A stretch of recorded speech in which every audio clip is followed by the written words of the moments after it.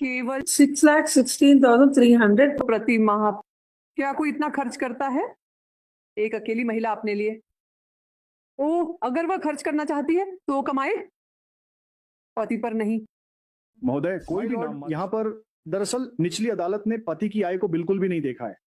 जहां तक कि अदालत ने भी माय लॉर्ड इससे पहले कृपया हम उन सभी दलीलों में नहीं जा रहे हैं। जी मैं जानना चाहती हूँ कि आपके खर्चे क्या हैं। जी वो आप अदालत को बताइए, मैं आपकी बातें सुन चुकी हूँ, बस काफी है। हाँ, याचिकाकर्ता के लिए उसके निवास पर भोजन के खर्चे, ताकि उसे वही पौष्टिक भोजन मिल सके जैसा कि प्रतिवादी को घर पर मिल रहा है। उसे वहां कोई भोजन उपलब्ध नहीं कराया गया है, उसे खुद ही प्रबंध करना पड़ता है। 40,000। अगला। जी मैम, भोजन के लिए जब प्रतिवादी आते हैं तो कुछ परिस्थितियों में बाहर खाना खाने के लिए मजबूर होना पड़ता है। हाँ, अगला।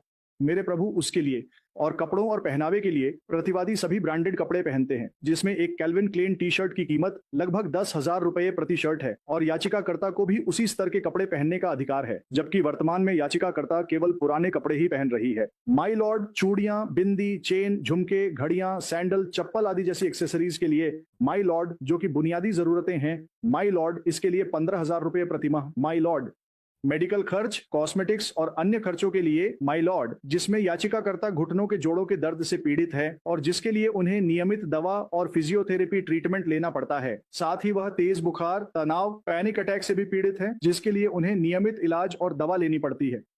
पति की लापरवाही के कारण वह किसी अच्छे डॉक्टर और अच्छे अस्पताल में दिखाने की स्थिति में नहीं है, जिसके लिए कम से कम 4 से 5 लाख रुपए की आवश्यकता है।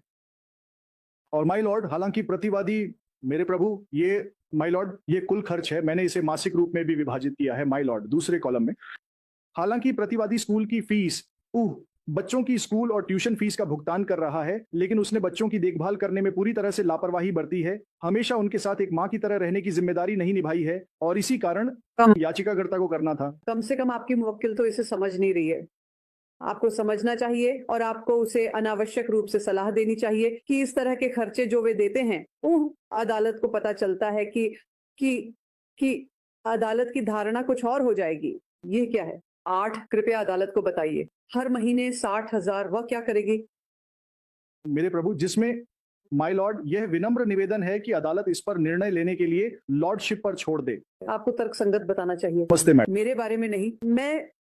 ये तो जैसे मोल भाव करना हो गया। जैसे आप कहेंगे आप 5 लाख 6 लाख देंगे और अदालत कहेगी ठीक है चलो 1 लाख दे देते हैं। ये तरीका नहीं है। आपको अदालत के सामने वास्तविक आंकड़ों के साथ आना चाहिए। ये सब क्या है? नहीं माय लॉर्ड, जिसमें मैंने स्पष्ट रूप से श्रेणीबद्ध किया है कि ये सब आवश्यक है उसकी प्रतिबद्धता के लिए माय लॉर्ड, और माय लॉर्ड उसके ऊपर लोन भी है।